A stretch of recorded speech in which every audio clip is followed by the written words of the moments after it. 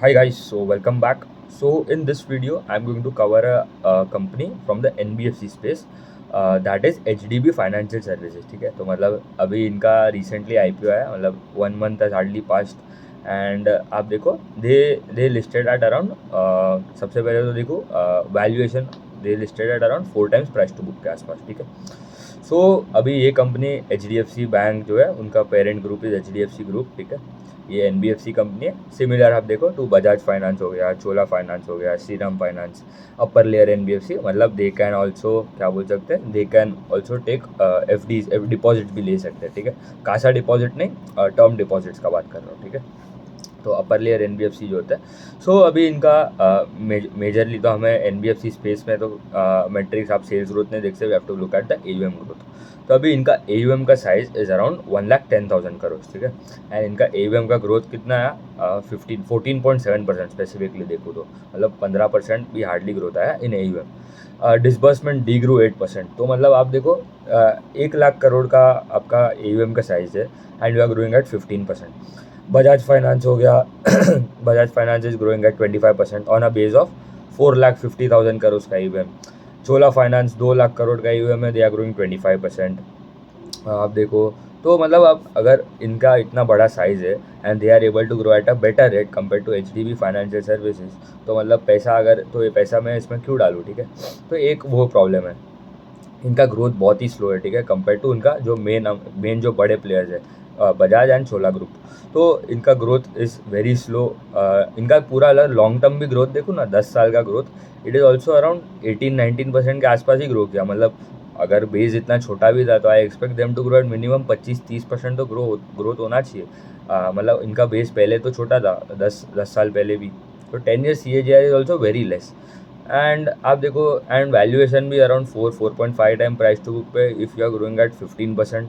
मतलब there are better opportunities out available. आप देखो, कोई रिकमेंडेशन नहीं है, SBFC फाइनेंस करके जो कंपनी है, they are growing at 28-30%, 3 times price to book, 3.5 times price to book. फिर आपके हाउसिंग फाइनेंस स्पेस में अगर देखो, होम फर्स्ट हो गया, इंडिया शेल्टर हो गया, 35% का ग्रोथ आता है and they are and valuation भी 3.5-4 times के आसपास है. फिर अगर और थोड़ा NBFC स्पेस में देखूँ तो केपरी ग्लोबल करके जो कंपनी है, दैट इज ग्रोइंग एट 45%. उनका वैल्यूएशन है कितना, 3 times price to book. And सब मतलब इंप्रूवमेंट आ रहा है, ROE नंबर ऊपर जा रहे हैं, क्रेडिट कॉस्ट डिक्लाइनिंग. तो आई हैव मेड क्या बोल सकता हूँ, एक कोर्स बनाया, you can register down below. पूरा लेंडिंग स्पेस आपको समझ आ जाएगा. कोई आपको ज़रूरत नहीं है, कोई MBA, कोई CFA, कोई CA नहीं चाहिए आपको, डिग्री कोई ज़रूरत नहीं है. खाली एक ओपन माइंडसेट लेके आओ तो आपको पूरा समझ आ जाएगा. 6-7 घंटे का कोर्स है पूरा. तो you will understand from everything, from आप देखो बैंक पैसा कैसा कमाता है टू द मेट्रिक्स जो हमें देखना है, AUM, disbursements, asset quality, SMA, DPD buckets, par buckets, ये सब जो होता है complicated ratios. I simplified in everything. 6-7 घंटा है, तो you must register for that. ठीक है, दूसरा अगर देखो, इनका 3 सेगमेंट है. सबसे पहले तो इनका 3 प्रोडक्ट है, 3 डिवीजन है उनके AUM के. एक हो गया उनका एंटरप्राइज लेंडिंग. एंटरप्राइज लेंडिंग में आपका हो गया MSME, SME लोन्स जो होते हैं, MSME लेंडिंग करता है. सिक्योर्ड MSME हो गया आपका, गोल्ड लोन हो गया, लैप हो गया, लोन अगेंस्ट प्रॉपर्टी हो गया. तो that contributes to 39% of the AUM. और एक सेगमेंट है उनका asset financing, that is also around 38%. उसमें क्या आ जाता है आपका, commercial vehicle loans, new commercial vehicle, use commercial vehicle. अब देखो कंस्ट्रक्शन इक्विपमेंट आप ले लो, ट्रैक्टर्स हो गए, ये सब का फाइनेंसिंग करता है. तो that is 38% and that is also secured. And एक जो बाकी का जो डिवीजन है वो कंज्यूमर फाइनेंस वाला है. उसमें क्या आ गया आपका, पर्सनल लोन हो गया, कंज्यूमर ड्यूरेबल लोन्स हो गए आपके, ऑटो लोन्स, 2 व्हीलर लोन्स. तो उसमें थोड़ा सिक्योर्ड है, थोड़ा अनसिक्योर्ड भी है. तो अगर पूरा बुक देखो इनका, तो इनका सिक्योर्ड इज अराउंड 73%. पूरा बुक सिक्योर्ड है. 27% जो रिमेनिंग है, 27% इट इज अनसिक्योर्ड. तो उसमें आप देख लो unsecured personal loan, unsecured business loans हो गया, तो दैट इज़ अनसिक्योर्ड, राइट. तो इनका गाइडेंस भी क्या है कि उनको ये जो अनसिक्योर्ड वाला जो सेगमेंट है, 27%, उनको मेंटेन करना है बिटवीन 25-30%. एंड जो रिमेनिंग जो है 70-75% सिक्योर्ड वाला. तो वहाँ पे कोई चेंजेस नहीं आ रहे. तो ठीक है, यहाँ का आपका देख लिया हम लोग ने AUM का मिक्स एंड सिक्योर्ड अनसिक्योर्ड का सेगमेंट. अभी इनका प्रॉब्लम क्या हो रहा है, इनका क्रेडिट कॉस्ट बढ़ गया है. ठीक है, क्रेडिट कॉस्ट बेसिकली क्या होता है, आपका जो प्रोविजंस होता है वो बढ़ गए थे कंपनीज़ के। तो इनका credit cost was 2.5%, last year 1.8% था।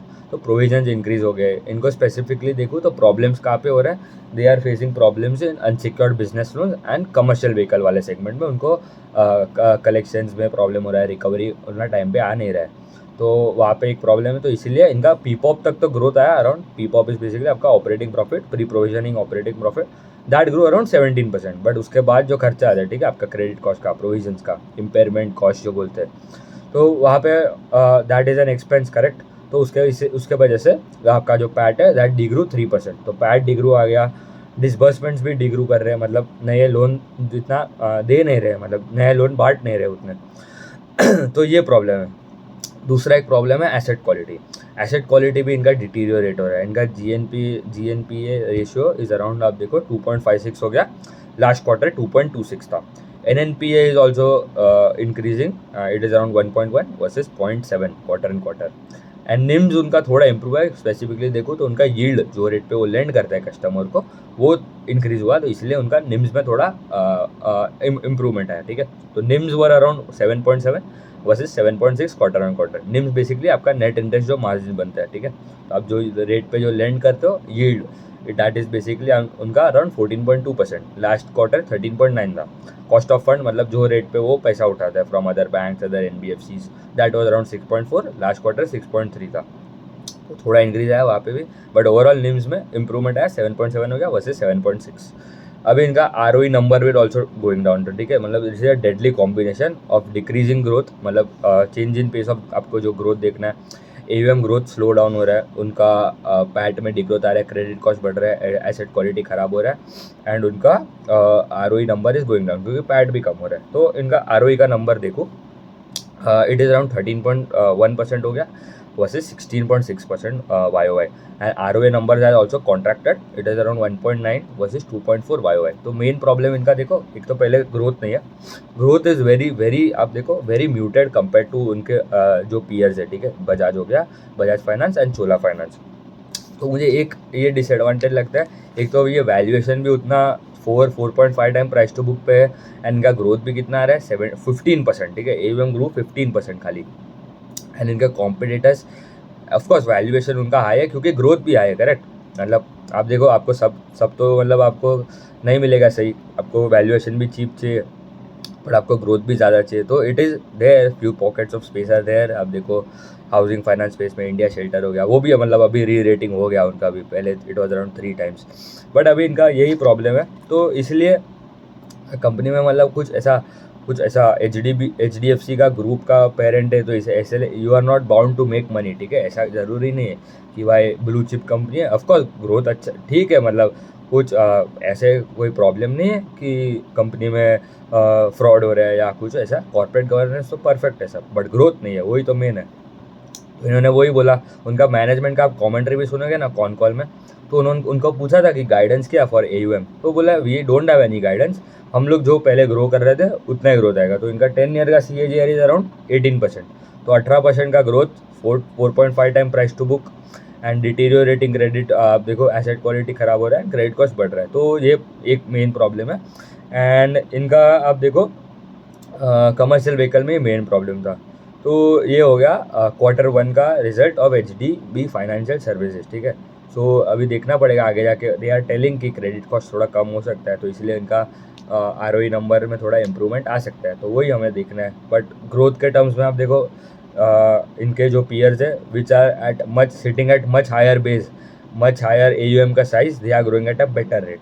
वैल्यूएशन तो ठीक है, बट जो बेटर ग्रोथ है, बेटर अब देखो छोला ग्रुप इसको ग्रोइंग अराउंड 25-30%, उनका गाइडेंस भी अराउंड 20-25 है। बजाज फाइनेंस का 25-27% का ग्रोथ है, एंड इनका भी गाइडेंस भी उतना ही है। तो ये हो गया HDB फाइनेंशियल सर्विसेज, ठीक है, उतना ही रखते हैं। Thank you.